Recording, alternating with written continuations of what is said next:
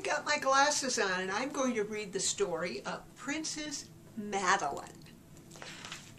Now, let's see, where does it begin? Once upon a time, which is a great way to start a story, don't you think? A beautiful princess named Madelene lived with her brothers, Prince Samuel and little Prince Bennett, and her beautiful sister, Princess Olivia. They lived in a castle with the king and the queen, in a beautiful castle near a very large rock. Somebody's bumping me. Let me see. Oh, it's you again. Hello. Could we sit you? You can sit on my lap and look. Okay.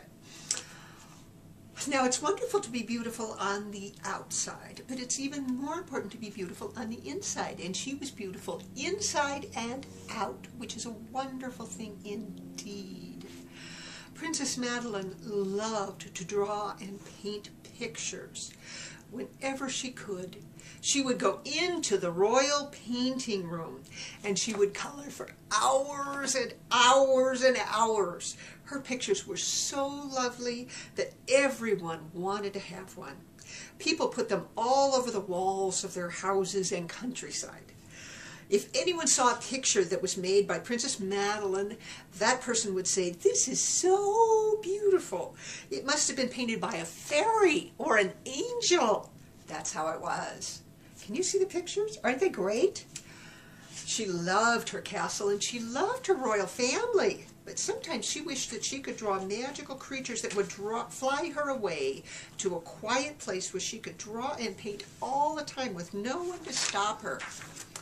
One day, Princess Madelene had a special rooster who woke her up much too early. She was still sleeping, and she was very tired. But she couldn't go back to sleep. She was feeling grumpy, and she thought, maybe I could draw a baby dragon to fly me to a quiet place where I could take a nap. She tried this, and she did. She drew a baby dragon. It was a great dragon. The little wings were very cute. She made a wish, and the baby dragon flew right off the paper and into her room. She was sleepy and tired, and she thought, well, I'll only be gone long enough to finish my sleep.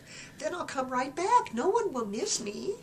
She flew away to a quiet island with a big, fluffy bed on it, and she went right to sleep. After a while, though, she heard the sound of crying from very far away. "Where's our Madelene? We miss our Madelene! Madelene, come back!" It was the king and queen, the princes, her sister, the princess. Even the rooster was crying. Quickly, Princess Madelene pulled out her drawing paper and drew a pretty picture of a large bird to fly her back to her castle. The bird flew off the paper and bowed down before her, letting her climb onto its back. Back she flew, over the water, back to her country, back to her family, who had missed her terribly, and back to that silly old rooster who had wakened her up. The entire country celebrated her return that night. The king and queen later let her stay up late to watch the fireworks.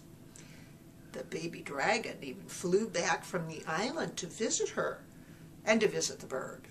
Princess Madelene decided to draw more creatures so that there would be a royal zoo right at the castle. And Princess Madelene would take care of them, and the animals would play with her and Prince Samuel and Princess Olivia and Prince Bennett. The end.